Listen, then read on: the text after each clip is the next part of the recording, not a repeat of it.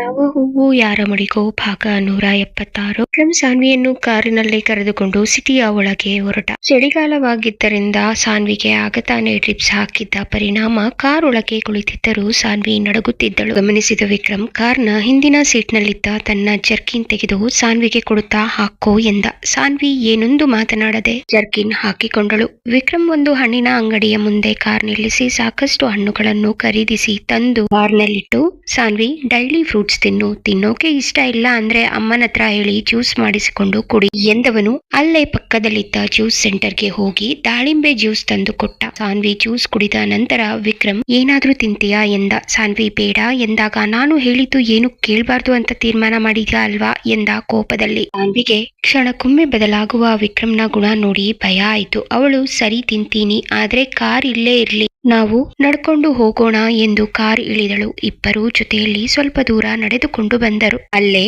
ಪಕ್ಕದ ಸ್ಟ್ರೀಟ್ ನಲ್ಲಿ ಒಂದು ಚಿಕ್ಕ ಹೋಟೆಲ್ ಕಣ್ಣಿಗೆ ಬಿತ್ತು. ಅಲ್ಲಿ 10 ವರ್ಷದ ಹುಡುಗಿ ಟೇಬಲ್ ಕ್ಲೀನ್ ಮಾಡುತ್ತಿದ್ದನ್ನು ನೋಡಿ ವಿಕ್ರಮ್ ಕೋಪದಿಂದ, ತಂದೆ ತಾಯಿ ಮಕ್ಕಳ ಹತ್ರ ದುಡಿಸ್ಕೊಳ್ತಾರೆ, ನನ್ಗೆ ಇಂಥದ್ದನ್ನೆಲ್ಲ ನೋಡೋಕೆ ಆಗಲ್ಲ, ಬಾ ಸಾನ್ವಿ ನನ್ ಜೊತೆ ಎಂದವನು ಹೋಟೆಲ್ ಒಳಗೆ ಹೋದ. ಅಲ್ಲಿನ ದೃಶ್ಯ ನೋಡಿ ಅವನಿಗೆ ಶಾಕ್ ಆಯ್ತು. ತುಂಬು ಗರ್ಭಿಣಿ ನಿಂತು ಅಡುಗೆ ಮಾಡುತ್ತಿದ್ದಳು. ಅಲ್ಲಿ ಈ ತಾಯಿ ಮಗಳನ್ನು ಬಿಟ್ಟರೆ ಬೇರಾರು ಇರಲಿಲ್ಲ. ಹಾಗೆ ವಿಕ್ರಮ್ನ ದೃಷ್ಟಿ ಅಲ್ಲೇ ಗೋಡೆಗೆ ತೂಗಿ ಹಾಕಿದ್ದ ಫೋಟೋದ ಮೇಲೆ ಹರಿಯಿತು. ಅದಕ್ಕೆ ಹಾರ ಹಾಕಲಾಗಿತ್ತು. ವಿಕ್ರಮ್ ತಾನು ಬಂದ ಕೆಲಸ ಬೇರೇನೇ ಇದೆ ಎಂದು ಯೋಚಿಸುತ್ತಾ ಅಲ್ಲೇ ಇದ್ದ ಚೇರ್ನಲ್ಲಿ ಕೂರಲು ಸಾನ್ವಿಗೆ ಹೇಳಿ ತಾನು ಕೂತ.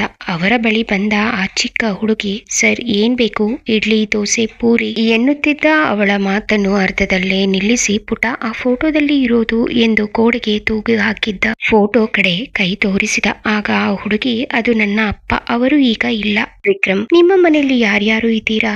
ನಾನು ಅಮ್ಮ ಇಬ್ರೇ ಎಂದಳು. ಅವಳಿಗೆ ಇದುವರೆಗೂ ಯಾರು ಈ ರೀತಿಯ ಪ್ರಶ್ನೆಗಳನ್ನು ಕೇಳಿಲ್ಲವಾದ್ದರಿಂದ ಅವಳು ತನ್ನ ತಾಯಿಯ ಬಳಿ ಹೋಗಿ ವಿಕ್ರಮ್ ಕಡೆ ಕೈ ತೋರಿಸುತ್ತಾ ಏನನ್ನೋ ಹೇಳಿದಳು. ಆಗ ಆ ಹೆಂಗಸು ವಿಕ್ರಮ್ ಬಳಿ ಬಂದು, ಸರ್ ನೀವು ನಮ್ಮ ಬಗ್ಗೆ ಯಾಕೆ ವಿಚಾರಿಸ್ತಿದ್ದೀರಾ ಎಂದಾಗ ವಿಕ್ರಮ್, ಏನಿಲ್ಲ, ನೀವು ನೋಡಿದ್ರೆ ಪ್ರೆಗ್ನೆಂಟ್, ನಿಮ್ಮ ಮಗಳು ಚಿಕ್ಕವಳು, ನೀವಿಬ್ಬರು ಇಷ್ಟು ಕಷ್ಟಪಡ್ತಿದ್ದೀರಾ, ನಿಮಗೆ ಸಹಾಯ ಮಾಡೋಕೆ ಯಾರು ಇಲ್ವಾ ಅಂತ ಕೇಳೋ ಉದ್ದೇಶದಿಂದ ಕೇಳ್ದೆ ಅಷ್ಟೇ ಎಂದಾಗ ಹೆಂಗಸು, ಇಷ್ಟು ದಿನ ನಮ್ಮ ಹೋಟೆಲ್ಗೆ ತುಂಬಾ ಜನ ಬಂದಿದ್ದಾರೆ, ಆದ್ರೆ ಯಾರು ನಮ್ಮನ್ನ ನಿಮ್ಮ ಹಾಗೆ ಏನು ಕೇಳಲಿಲ್ಲ, ಕರುಣೆ ತೋರಿಸ್ಲಿಲ್ಲ. ಸರ್ ನಾನು ಅನಾಥೆ, ನನ್ನ ಗಂಡನೂ ಅನಾಥ, ಇಬ್ಬರೂ ಒಂದು ದಿನ ಆಕಸ್ಮಿಕವಾಗಿ ಭೇಟಿಯಾದ್ವಿ, ನಂತರ ಇಷ್ಟಪಟ್ಟು ಮದ್ವೆ ಆದ್ವಿ, ನಮ್ಮ ಸಂಸಾರ ಚೆನ್ನಾಗಿ ಇತ್ತು. ಆದ್ರೆ ಅದನ್ನ ನೋಡಿ ಆ ದೇವ್ರಿಗೆ ಹೊಟ್ಟೆ ಕಿಚ್ಚಾಯ್ತು ಅನ್ಸುತ್ತೆ. 4 ತಿಂಗಳ ಹಿಂದೆ ನನ್ನ ಗಂಡ ರೋಡ್ ಆಕ್ಸಿಡೆಂಟ್ ಅಲ್ಲಿ ತೀರ್ಕೊಂಡ್ರು. ನಮ್ಗೆ ನಮ್ಮೂರು ಅಂತ ಯಾರು ಇಲ್ಲ, ನನ್ಗೂ ಬದುಕು ಬೇಡ ಅನ್ನಿಸ್ತು. ಆದ್ರೆ ಈ ನನ್ನ ಮಗಳು, ನನ್ನ ಹೊಟ್ಟೆಲಿ ಇರೋ ಕಂದಮ್ಮ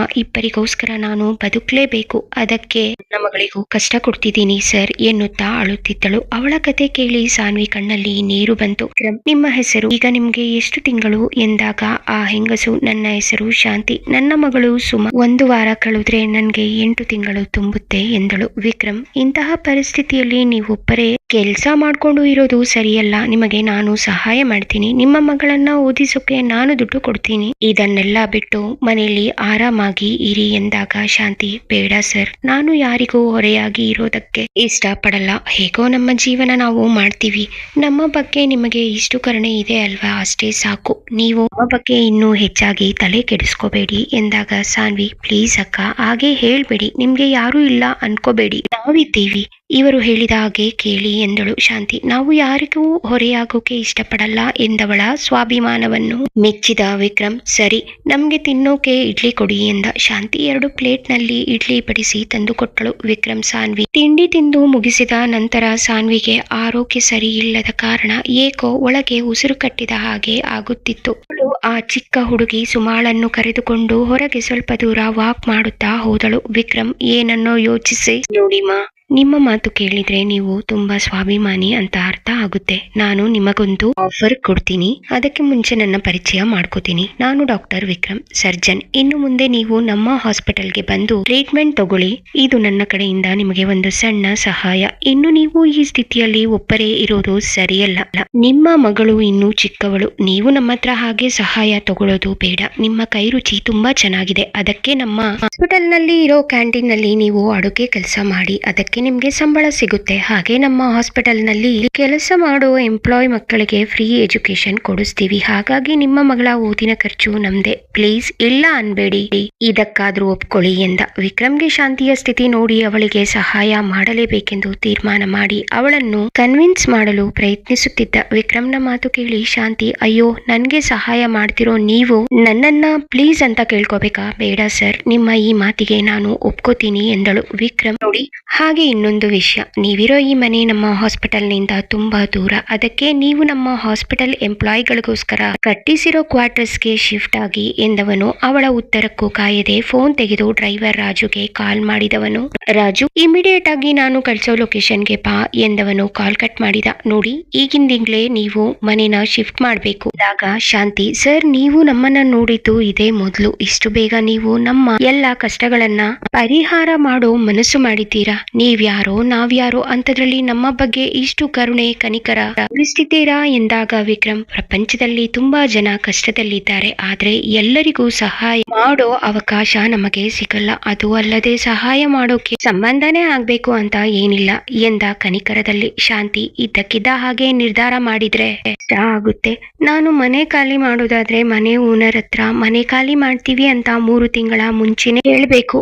ಇಲ್ಲ ಆ 3 ತಿಂಗಳ ಬಾಡಿಗೆ ನಾನು ಒಂದೇ ಸಲ ಕೊಟ್ಟು ಖಾಲಿ ಮಾಡ್ಬೇಕು ಅನ್ನೋ ಕಂಡೀಷನ್ ಇದೆ ಸರ್, ಕಷ್ಟ ಎಂದಾಗ ವಿಕ್ರಮ್, ನೋಡಿ ನಿಮ್ಮ ಓನರ್ಗೆ ಫೋನ್ ಮಾಡಿ ಈಗಲೇ ಬರೋದಕ್ಕೆ ಹೇಳಿ ಎಂದು ಬಲವಂತ ಮಾಡಿದಾಗ ಶಾಂತಿ ಫೋನ್ ಮಾಡಿ ಓನರ್ ನನ್ನು ಬರಲು ಹೇಳಿದಳು. ಅವಳು ಫೋನ್ ಮಾಡಿದ 10 ನಿಮಿಷದಲ್ಲಿ ಓನರ್ ಅವನು, ಏನಮ್ಮ ನಿಂದು ಇಷ್ಟೊತ್ತಲ್ಲಿ, ಚೆನ್ನಾಗಿ ಇದ್ಯಾ? ನಾನೇನು ನಿನ್ಗೆ ಏನೋ ಆಗಿದೆ ಅಂತ ಬಂದೆ, ನೀನ್ ನೋಡಿದ್ರೆ ಕುಂಟ್ಕಲಾಗೆ ಇದ್ಯಾ? ನಿನ್ನನ್ನ ನೀನು ಏನ್ ಅನ್ಕೊಂಡಿದ್ಯಾ? ನನ್ನನ್ನು ಇಷ್ಟೊತ್ತಲ್ಲಿ ಫೋನ್ ಮಾಡಿ ಕರ್ಸ್ಕೊಳ್ಳೋವಷ್ಟು ಕೊಬ್ಬ ಎಂದು ಹೊಡೆಯಲು ಕೈ ಎತ್ತಿದಾಗ ಅವನ ಕೈ ಹಿಡಿದು ತಡೆದ ವಿಕ್ರಮ್, ಸಾಕು ಅತಿ ಆಯ್ತು ನಿಮ್ದು. ಹೆಣ್ಣು ಮಕ್ಕಳು ಅನ್ನೋ ಗೌರವ ಇಲ್ದೆ ಮಾತಾಡೋದು ಅಲ್ದೆ ಗರ್ಭಿಣಿ ಹೆಣ್ಣು ಅಂತಾನು ನೋಡದೆ ಹೊಡೆಯೋಕ್ಕೂ ಹೋಗ್ತೀರಾ, ಮನುಷ್ಯತ್ವ ಇಲ್ವಾ ಎಂದು ಗದರಿದ. ವಿಕ್ರಮ್ ನನ್ನು ನೋಡಿ ಸ್ವಲ್ಪ ಗಾಬರಿಯಾದರೂ ಆ ಓನರ್ ಬಂಡ ಧೈರ್ಯದಲ್ಲಿ, ಏನಪ್ಪ ಯಾರ್ ನೀನು, ನನ್ಗೆ ಜೋರ್ ಮಾಡ್ತೀಯಾ? ನಾನು ಯಾರು ಅಂತ ಇನ್ನು ನಿನ್ಗೆ ಗೊತ್ತಿಲ್ಲ ಎಂದ. ವಿಕ್ರಮ್, ನೀವು ಯಾರಾದ್ರೆ ನನ್ಗೇನು, ನೋಡಿ ಶಾಂತಿ ಅವರು ಈಗ್ಲೇ ಈ ಮನೆನ ಖಾಲಿ ಮಾಡ್ತಿದ್ದಾರೆ ಎಂದ. ಓನರ್, ಏನು ಮನೆ ಖಾಲಿ ಮಾಡ್ತಾಳಾ? ಅದು ಹೇಗೆ ಮಾಡ್ತಾಳೆ? ಇದ್ದಕ್ಕಿದ್ದ ಹಾಗೆ ಮನೆ ಖಾಲಿ ಮಾಡೋಕೆ ಆಗಲ್ಲ. ಹಾಗೇನಾದ್ರೂ ಖಾಲಿ ಮಾಡ್ಬೇಕು ಅಂದ್ರೆ ಈಗಿಂದೀಗ್ಲೇ 3 ತಿಂಗಳ ಬಾಡಿಗೆ ಜೊತೆಗೆ 2 ತಿಂಗಳ ಬಾಕಿ ಇರೋ ಬಾಡಿಗೆ ಕೂಡ ಕೊಡ್ಬೇಕು. ಆ ಶಕ್ತಿ ಇವಳಿಗೆ ಎಲ್ಲಿದೆ? ಅದು ಸರಿ, ಇದ್ದಕ್ಕಿದ್ದ ಹಾಗೆ ಮನೆ ಖಾಲಿ ಮಾಡಿ ಎಲ್ಲಿಗೆ ಹೋಗ್ತಾಳೆ ಎಂದ ಅಹಂಕಾರದಲ್ಲಿ. ವಿಕ್ರಮ್, ಅದೆಲ್ಲ ನಿನ್ಗ್ಯಾಕೆ, ನಾನ್ ಕರ್ಕೊಂಡು ಹೋಗ್ತೀನಿ, ನಿನ್ಗೆ ದುಡ್ಡು ತಾನೇ ಬೇಕು, ನಾನು ಕೊಡ್ತೀನಿ, ಎಷ್ಟು ಅಂತ ಹೇಳು ಎಂದಾಗ ಓನರ್, ನೀನು ಕೊಡ್ತೀಯಾ? ಪರವಾಗಿಲ್ವೇ, ನನ್ಗೆ ತಿಳಿದ ಮಟ್ಟಿಗೆ ನಿನ್ನನ್ನು ಯಾವತ್ತೂ ಇಲ್ಲಿ ನೋಡಿಲ್ಲ, ಇವತ್ತೇ ಮೊದ್ಲು. ಅಂದ್ರೆ ನೀನು ಇವತ್ತೇ ಇವಳನ್ನ ನೋಡಿರೋದು. ಒಂದೇ ದಿನಕ್ಕೆ ಇಷ್ಟ ಆದ್ಲಾ ಅವಳಿಗೆ? ನೀನು ಇಷ್ಟ ಆದ್ಯಾ? ನಿನ್ನ ಜೊತೆಗೆ ಬರೋಕೆ ಒಪ್ಕೊಂಡ್ಲಾ? ಕರ್ಕೊಂಡು ಹೋಗಿ ನೀನೇ ಇಟ್ಕೋತೀಯಾ? ನಾನು ಎಷ್ಟು ಸಲ ಹೇಳಿದೀನಿ ಬಾ, ಯಾಕೆ ಕಷ್ಟಪಡ್ತೀಯ, ನಾನೇ ನಿನ್ನನ್ನ ನೋಡ್ಕೋತೀನಿ ಅಂದೆ. ಒಪ್ಕೊಳ್ಳಿಲ್ಲ. ಈಗ ಗೊತ್ತಾಯ್ತು ಅವಳು ಯಾಕೆ ಒಪ್ಕೊಂಡಿಲ್ಲ ಅಂತ. ಯಾಕಂದ್ರೆ ನಾನು ನಿನ್ನಷ್ಟು ಚೆನ್ನಾಗಿಲ್ಲ, ಜೊತೆಗೆ ನಿನ್ಗಿಂತ ಸ್ವಲ್ಪ ವಯಸ್ಸಾಗಿದೆ ಎನ್ನುತ್ತಾ ಶಾಂತಿಯ ಕಡೆ ಕೆಟ್ಟದಾಗಿ ನೋಡುತ್ತಿದ್ದ. ವಿಕ್ರಮ್ನ ತಾಳ್ಮೆ ಮೀರುತ್ತಿತ್ತು, ಆದ್ರೆ ಅವನಿಗೆ ಅನಾವಶ್ಯಕ ಗಲಾಟೆ ಬೇಕಿರಲಿಲ್ಲ. ಅದಕ್ಕಾಗಿ ಸುಮ್ಮನೆ ಮಾತುಗಳನ್ನು ಕೇಳಿಸಿಕೊಳ್ಳುತ್ತಾ ನಿಂತಿದ್ದ. ಮತ್ತೆ ಮಾತು ಮುಂದುವರಿಸಿದ ಓನರ್, ನೀನು ಇನ್ನು ಯುವಕ, ನಿನ್ಗೆ ಇವಳಿಗಿಂತ ಚೆನ್ನಾಗಿರೋ ಹುಡುಗಿ ಸಿಗ್ತಾಳೆ, ನೀನು ಇವಳನ್ನ ಬಿಟ್ಬಿಡು, ನಾನೇ ನೋಡ್ಕೋತೀನಿ ಎನ್ನುತ್ತಾ ಅವಳನ್ನು ಮುಟ್ಟಲು ಹೋದಾಗ ಅವನ ಮುಖದ ಮೇಲೆ ರಪ್ಪೆಂದು ಒಂದು ಕೈ ರಾಚಿತ್ತು. ವಿಕ್ರಮ್, ಶಾಂತಿ ಮತ್ತೆ ಓನರ್ 3 ಆಶ್ಚರ್ಯದಿಂದಲೇ ಒಡೆದವರು ಯಾರೆಂದು ನೋಡಿದಾಗ ಸಾನ್ವಿ ನಿಂತಿದ್ದಳು. ವಿಕ್ರಮ್ ಶಾಕ್ ನಿಂದ ಅವಳನ್ನೇ ನೋಡುತ್ತಾ ನಿಂತಿದ್ದ. ಅವನಿಗೆ ಮತ್ತೆ ಸಾನ್ವಿಯ ಸಾಹಸ ನೋಡುವ ಅವಕಾಶ ಸಿಕ್ಕಿತ್ತು. ಅದನ್ನು ಮಿಸ್ ಮಾಡ್ಕೊಳ್ಳೋಕೆ ಅವನು ತಯಾರಿರಲಿಲ್ಲ. ಓನರ್, ಏನೇ, ನನ್ನ ಅರ್ಧದಷ್ಟು ವಯಸ್ಸಾಗಿಲ್ಲ, ನನ್ಗೆ ಹೊಡಿತೀಯ ಎಂದವನು ಸಾನ್ವಿಗೆ ಹೊಡೆಯಲು ಕೈ ಎತ್ತಿದಾಗ ಸಾನ್ವಿ ಅವನ ಕೈ ಹಿಡಿದು ಪೆನ್ನಿನ ಹಿಂಭಾಗಕ್ಕೆ ತಿರುಚಿ ಹಿಡಿದುಕೊಂಡು, ಏನು ನಿಮ್ಗೆ ನನಗಿಂತ ಜಾಸ್ತಿ ವಯಸ್ಸಾಗಿದ್ಯಾ? ಹಲೋ ಅಂಕಲ್,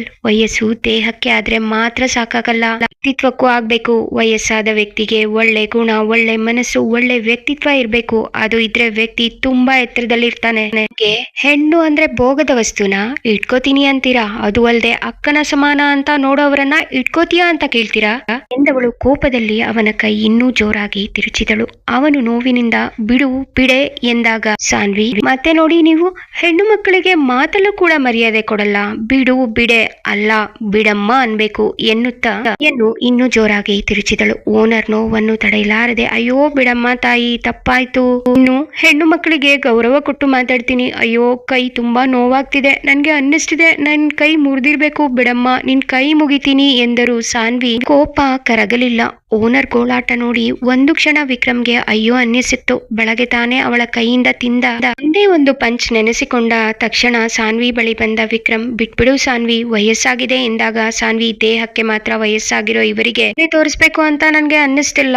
ಕೈ ಮುಗಿಯೋದು, ಕ್ಷಮೆ ಕೇಳೋದು ನನ್ನನ್ನಲ್ಲ. ಇಷ್ಟು ದಿನ ನೀವು ಮಾಡಿದ ತಪ್ಪಿಗೆಲ್ಲ ಕ್ಷಮೆ ಕೇಳ್ಬೇಕಿರೋದು ಅವರನ್ನ ಎನ್ನುತ್ತಾ ಸಾನ್ವಿ ಆ ವ್ಯಕ್ತಿಯನ್ನು ತಳ್ಳಿದಳು. ಆ ರಭಸಕ್ಕೆ ಅವನು ಶಾಂತಿಯ ಕಾಲ ಬಳಿ ಬಂದು ಬಿದ್ದ. ಸಾನ್ವಿ, ಸರಿಯಾದ ಜಾಗದಲ್ಲಿ ಬಿದ್ದಿದ್ದೀರಾ, ಈಗ ಕ್ಷಮೆ ಕೇಳಿ ಎಂದಳು. ಓನರ್ ಸಾನ್ವಿ ಕೋಪಕ್ಕೆ ಸಿಲುಕಿ ನಿಜಕ್ಕೂ ನಲುಗಿ ಹೋಗಿದ್ದ. ಅವನು, ಶಾಂತಿ ನನ್ನನ್ನು ಕ್ಷಮಿಸಮ್ಮ, ನೀನು ನನ್ಗೆ ತಂಗಿ ಸಮಾನ. ಇಷ್ಟು ದಿನ ನಿನ್ಗೆ ಮಾನಸಿಕವಾಗಿ ತುಂಬಾ ಹಿಂಸೆ ಕೊಟ್ಟಿದ್ದೀನಿ. ನಿನ್ನ ಕಾಲು ಮುಟ್ಟಿ ಕ್ಷಮೆ ಕೇಳ್ತೀನಿ ಎನ್ನುತ್ತಾ ಕಾಲು ಮುಟ್ಟಲು ಹೋದಾಗ ಶಾಂತಿ ಹಿಂದೆ ಸರಿಯುತ್ತಾ, ಅಯ್ಯೋ ನೀವು ಈಗ ತಾನೇ ನನ್ನ ತಂಗಿ ಅಂದ್ರಿ, ನೀವು ನಂಗಿಂತ ಹಿರಿಯೋರು, ನೀವು ನನ್ನ ಕಾಲು ಮುಟ್ಬಾರ್ದು. ನಿಮ್ಮನ್ನ ನಾನು ಕ್ಷಮಿಸಿದ್ದೀನಿ, ದಯವಿಟ್ಟು ಮೇಲೆ ಎದ್ದೇಳಿ ಎಂದಳು. ಓನರ್ ನಿಧಾನವಾಗಿ ಮೇಲೆ ಎದ್ದು ಶಾಂತಿಗೆ ಕೈ ಮುಗಿದ. ಸಾನ್ವಿ, ನೋಡಿದ್ರಾ, ಅದು ಹೆಣ್ಣು ಅಂದ್ರೆ ಕ್ಷಮೆಯ ದರಿದ್ರಿ ಅಂತ ಅವಳನ್ನ ಸುಮ್ಮನೆ ಹೇಳಲ್ಲ.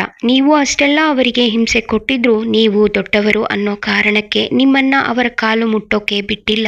ಮರ್ಯಾದೆನ ಹೇಗೆ ಕೊಡ್ಬೇಕು ಅಂತ ಮೊದಲು ಕಲೀರಿ ಎಂದಳು. ಓನರ್, ಶಾಂತಿ ನೀನು ನನ್ಗೆ ಯಾವ ದುಡ್ಡು ಕೊಡ್ಬೇಡ, ಅವರ ಜೊತೆ ಹೋಗು. ನಿನ್ನನ್ನ ಅಕ್ಕನ ಸ್ಥಾನದಲ್ಲಿ ಇಟ್ಟು ನೋಡ್ಕೋತಾರೆ. ನಿನ್ಗೆ ನಾನು ಇನ್ನು ಅಣ್ಣನ ಸ್ಥಾನದಲ್ಲೇ ಇರ್ತೀನಿ. ದಯವಿಟ್ಟು ಈ ಅಣ್ಣನನ್ನ ಕ್ಷಮಿಸು. ಏನಾದ್ರೂ ಸಹಾಯ ಬೇಕಿದ್ರೆ ಕೇಳು, ನಾನಿನ್ನು ಬರ್ತೀನಮ್ಮ ಎಂದ. ಶಾಂತಿ, ಸರ್ ನಿಮ್ಮಿಂದ ಒಂದೇ ಒಂದು ಸಹಾಯ ನಿರೀಕ್ಷೆ ಮಾಡ್ತೀನಿ. ಇಲ್ಲಿ ಇರೋ ವಸ್ತುಗಳು ಇಲ್ಲೇ ಇರ್ಲಿ. ಯಾರಾದ್ರೂ ಹೋಟೆಲ್ ಮಾಡೋಕೆ ಬಂದ್ರೆ ಈ ವಸ್ತುಗಳು ಅವರಿಗೆ ಉಪಯೋಗ ಆಗತ್ತೆ. ಇದನ್ನೆಲ್ಲ ತಗೊಂಡು ಹೋಗಿ ಒಂದು ಕಡೆ ಇಡೋದಕ್ಕಿಂತ ಬೇರೆಯವರಿಗೆ ಉಪಯೋಗ ಆದ್ರೆ ಒಳ್ಳೇದಲ್ವಾ ಎಂದಾಗ ಓನರ್, ಆಯ್ತಮ್ಮ ನೀನು ಹೇಳ್ದಾಗೆ ಆಗ್ಲಿ ಎಂದವನು ವಿಕ್ರಮ್ ಕಡೆ ತಿರುಗಿ, ನಿಜವಾಗ್ಲೂ ನಿನ್ನ ಹೆಂಡತಿ ದುರ್ಗಿನೇ. ನೀನು ಆದಷ್ಟು ತಾಳ್ಮೆಯಿಂದ ಇರಪ್ಪ. ಸಂಸಾರ ಅಂದ್ಮೇಲೆ ಯಾರಾದ್ರೂ ಒಬ್ರಿಗೆ ತಾಳ್ಮೆ ಇರ್ಬೇಕು. ಅದು ನಿನ್ಗೆ ಇದ್ರೆ ಸಾಕು, ಸಂಸಾರ ಚೆನ್ನಾಗಿರುತ್ತೆ. ಆ ದೇವ್ರು ನಿನ್ನನ್ನ ಕಾಪಾಡ್ಲಿ ಎಂದು ಹೇಳಿ ಸಾನ್ವಿ ಕಡೆ ತಿರುಗಿ ನೋಡದೆ ತನ್ನ ಕಾರ್ ಹತ್ತಿ ಹೊರಟು ಹೋದ. ಒಂದೇನು ಸಾನ್ವಿನ ವಿಕ್ರಮ್ನ ಹೆಂಡತಿ ಅಂದ ಓನರ್ ಮಾತನ್ನ ವಿಕ್ರಮ್ ಹೇಗೆ ಸ್ವೀಕರಿಸ್ತಾನೆ? ಅವನ ಮನಸ್ಸಲ್ಲಿ ಸಾನ್ವಿ ಬಗ್ಗೆ ಆ ಭಾವನೆ ಮೂಡುತ್ತಾ?